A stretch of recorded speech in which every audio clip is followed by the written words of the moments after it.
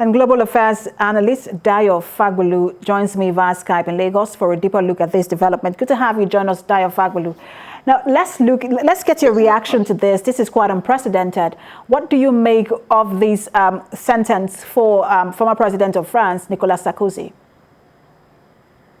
Well, my personal view is I think it's a rather exciting development, and for very biased reasons. It's sending a clear statement out to everybody. I mean, that nobody is above the law. It's an interesting precedent in modern times where a nation is insisting that everybody must be treated equally. And I draw parallels with the Nigerian system and other systems that we see around the world. That I guess there must be a time of reckoning for a lot of people, So that's my position. So since he left the presidency in 2012, he has continued to be the object of several legal investigations, especially when it has to do with his campaign finances. One of them has to do with the fact that he received some sort of finance from the late Muammar Gaddafi. Why do you think he continues to be the object of these investigations? Well, if you followed up closely on the news, there's some instances where he was described as being a narcissist, and that he had always tried to bully his way through on matters that he was giving consideration to. And this is what is exhibit now. It's payback time for him. He's pushed and bullied people over the years. One of the problems he had was he was trying to garner favor, information from the judge, and was willing to offer a position to the judge in Monaco. Now, basically, this is the attitude he has been known for. Who wants to achieve whatever results he wants at all costs. And basically what France or what the nation is saying is, we're a nation of rules, we're a nation of standards, and they're trying to pay back now. They're saying to him, you know what? We're going to use you as the example of what we do not want. And that's what's happening to Sarkozy now. People are now, they're insisting that he's accountable for his actions when he was president. And like I said to you, I'm very biased. I like what's going on. I think it's a very good example. That for every leader, they should get ready. There's a time when they're going to have to account for whatever things they have done.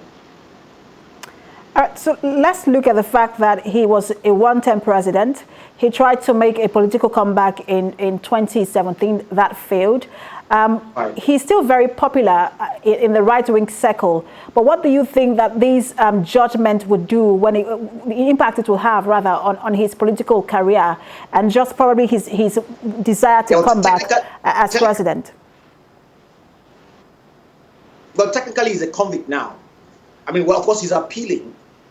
He's appealing the ruling, which will take a couple of years. But currently, his status is that of a felon. He's convicted already as it is. It puts him in a spot where he's not able to run for public office. So, as far as his presidential ambitions are concerned, they're nil at the moment. And like I said to you, it's a good sign. It's a very good sign. It sends a message out. And in his political career, as far as I'm concerned, no matter how much loved he is in the doldrums now. He can't be doing anything as far as that is concerned, except power wielding in the background. You have said it sends a message out, but he says it is a political witch hunt. He says all of this is politically motivated. Do you think that it really does send a message out, and that we could see this become something popular in countries where corruption is rife, where former leaders are brought to account? Is this the beginning of such moves? Yeah, that's what I'm saying. That a precedent has been set already. A message has been sent out already, and it says to a lot of leaders around the world that this is the time for reckoning.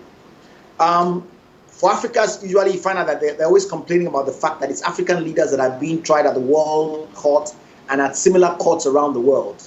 But now this is a case where France it's trying its own ex-president for standards that are unacceptable to them.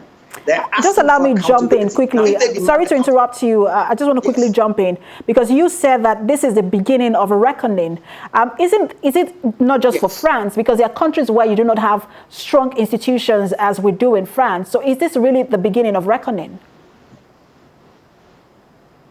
Yes, that's what I'm trying to say, that initially a lot of African leaders were taken to the World Court at Hague. And the last few years, there have been so many complaints about the fact that it's only African leaders that have been held accountable for what they've done when they were in power. Now the tables are being turned. And France is now saying we are also holding our own leaders accountable for whatever they have done.